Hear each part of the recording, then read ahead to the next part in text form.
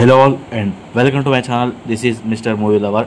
So ఈరోజు video ఏంటంటే కూలీ మూవీ ట్రైలర్ అయితే ఇప్పుడే రిలీజ్ చేయడం అనేది జరుగుతుంది. సో కూలీ మూవీ ట్రైలర్ ఎలా ఉంది అనే గురించి అయితే మాట్లాడుకుందాం. సో వీడియో అయితే లాస్ట్ వరకు అయితే చూడండి. సో ఖచ్చితంగా మన ఛానల్ని సబ్స్క్రైబ్ చేసుకోండి, ప్లీజ్ సబ్స్క్రైబ్ అయితే చేసుకోండి ఒకసారి.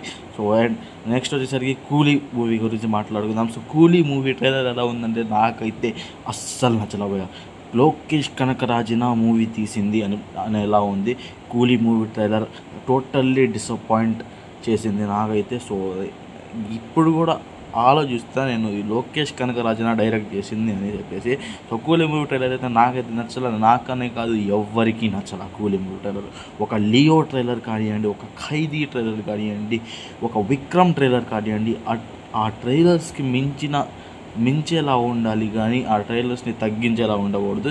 సో దాదాపు ట్రైలర్స్ 3 minutes 8 seconds అయితే ఉంది. ట్రైలర్ అయితే చాలా ల్యాగ్ ఉంది. ఫస్ట్ ఆఫ్ ఆల్ ట్రైలర్ అయితే చాలా ల్యాగ్ అనిపించింది. ఎందుకంటే సో 3 minutes 8 seconds ఎందుకు ల్యాగ్ అనిపించిందంటే ఆ సీన్స్ బోరింగ్ సీన్స్, ట్రైలర్లో ఎప్పుడు చూసే సీన్సే, ట్రైలర్లో బోరింగ్ సీన్స్ అయితే పెట్టడం జరిగింది.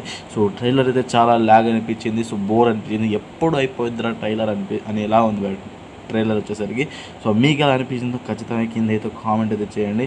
ఫస్ట్ ఆఫ్ ఆల్ మన క్యారెక్టర్స్ విషయానికి వచ్చేస్తే రజనీకాంత్ గారిని చాలా అసలు 3-4 షార్ట్స్లోనే చూపించారు. సో కానీ ఆ 3-4 చూపించే షార్ట్స్ కూడా ఎలివేట్ చేయాలి, కాకపోతే ఎలివేట్ చేయకుండా డిసప్పాయింట్ చేసే రేంజ్లో అయితే ఉన్నాయి.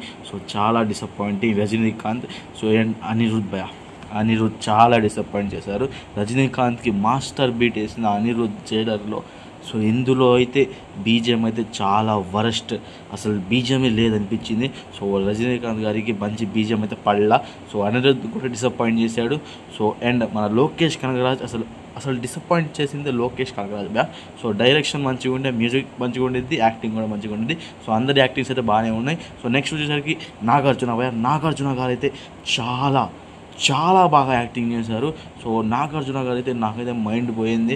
సో కింగ్ ఈజ్ కింగ్ అనిపించింది నాకైతే. సో నాగార్జున గారు అయితే మైండ్ తిప్పేలా ఉంది. సో రోలెక్స్ షాట్ ఏదైతే ఉందో ఈ షాట్ అయితే నాకైతే ఇప్పుడు కూడా మైండ్లో అట్లా తిరుగుతూ ఉంది. సో రోలెక్స్ ఆ షాట్ అయితే చాలా బాగా అనిపించింది. సో ఇంకా నెక్స్ట్ వచ్చేసరికి శృతి హాసన్ గురించి మాట్లాడుకోవాలంటే సలార్లో కూడా ఏడుస్తూ ఉండేది, ఇందులో కూడా ఏడుస్తూ ఉండేది.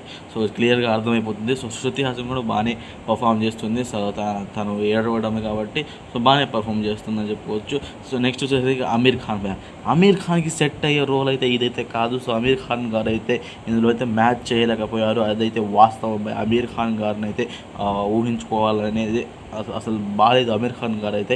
సో ఏమీ బాగాలేదు అమీర్ ఖాన్ గారి లుక్. సో ఇదైతే వాస్తవం. సో నెక్స్ట్ వచ్చేసరికి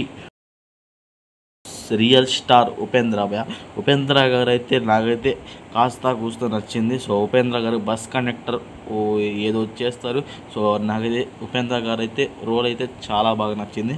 సో ఇక నెక్స్ట్ వచ్చేసరికి director Lokesh Kanagaraj totally disappoint చేశాడు. సో ఇంకా సినిమాలో కూడా ఇట్లాగే ల్యాగ్గా ఉంటే సినిమా వచ్చేసరికి 2 hours 45 minutes ఉండిందంట.